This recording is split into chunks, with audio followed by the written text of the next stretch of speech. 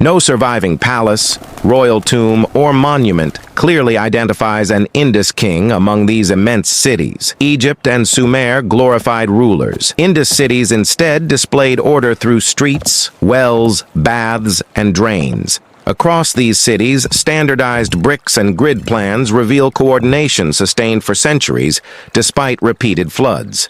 Yet the people who directed this system remain invisible because their political records cannot be read.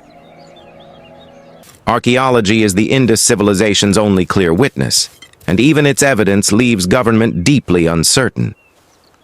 Its settlements stretched across a region larger than Egypt or Sumer, yet shared recognizable cultural standards.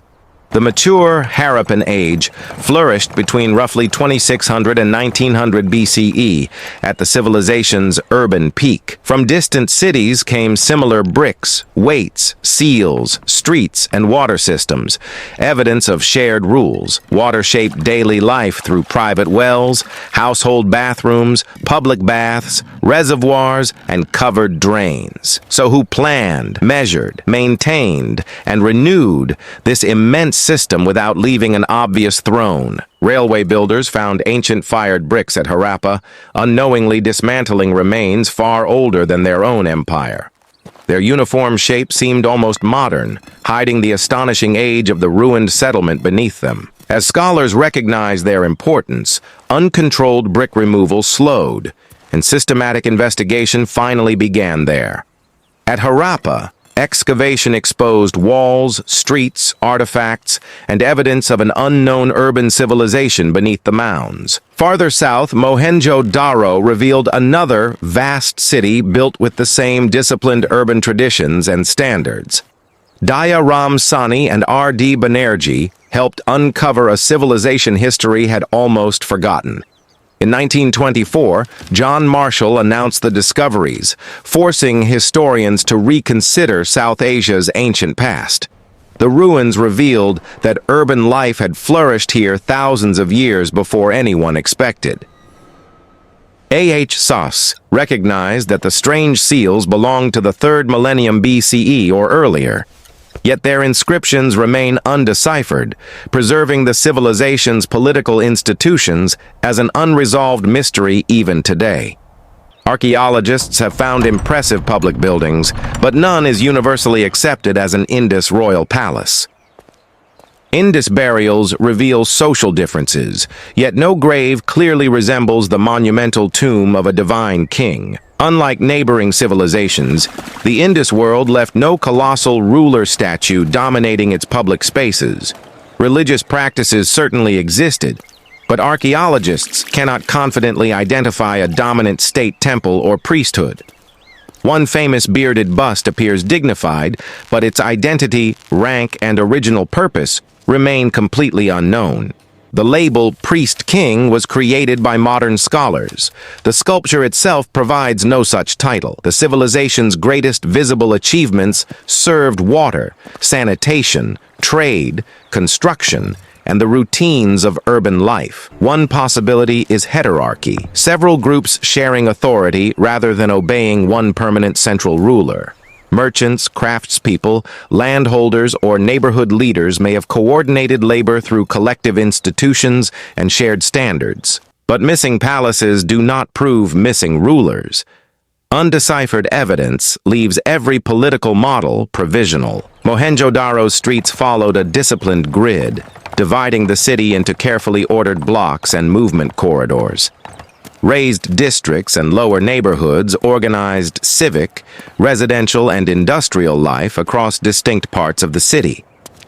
The so-called citadel was a raised civic zone, not proven evidence of a royal fortress. The Great Bath displayed extraordinary waterproof brickwork, suggesting communal bathing, purification, or another shared civic purpose. Large halls and storage buildings served collective needs, though their exact administrative functions remain debated. Beyond the raised district, the lower city contained dense homes, wells, lanes, workshops, and everyday urban life. Workshops stood near residential areas, linking specialized production directly with the neighborhoods of skilled workers. Different cities specialized in crafts shaped by local resources, from shell working to bead production.